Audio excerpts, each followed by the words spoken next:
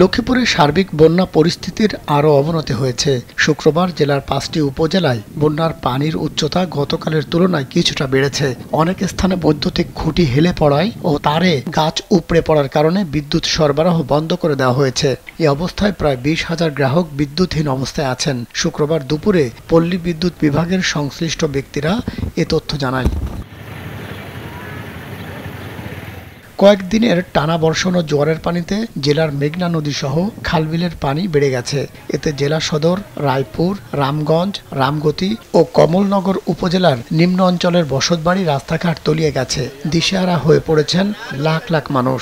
জেলার ৫ উপজেলার প্রায় সব ইউনিয়ন এখন পানিতে ডুবে আছে। স্যান্ডেলিনা সো, রূপচর্চায় আভিজাত্য। যেদিকে চোখ যাচ্ছে শুধু পানি আর পানি। গ্রামের পর গ্রাম, মাঠের পর মাঠ পানিতে ডুবে আছে। এ কারণে দুর্ভোগে পড়েছেন লাখো মানুষ। লক্ষ্মীপুর পল্লী বিদ্যুৎ কার্যালয়ের তথ্য মতে লক্ষ্মীপুর পল্লী বিদ্যুৎ সমিতির ৫,৩৭,০০০ গ্রাহক আছেন। এর মধ্যে প্রায় ২০,০০০ গ্রাহকের বিদ্যুৎ সরবরাহ বন্ধ রাখা হয়েছে। নিরাপত্তার কারণে ৩ দিন ধরে তাদের বিদ্যুৎ সংযোগ বন্ধ রাখা হয়েছে। জেলার ১৩টি বিদ্যুৎ উপকেন্দ্র আছে। উপকেন্দ্রগুলো ছুঁই ছুঁই করছে পানি। পানি বেড়ে ভেতরে ঢুকলে জেলায় পুরো বিদ্যুৎ সরবরাহ বন্ধ হওয়ার আশঙ্কা আছে। জেলার ৫টি উপজেলায় অনেক বিদ্যুতের খুঁটি হেলে পড়েছে।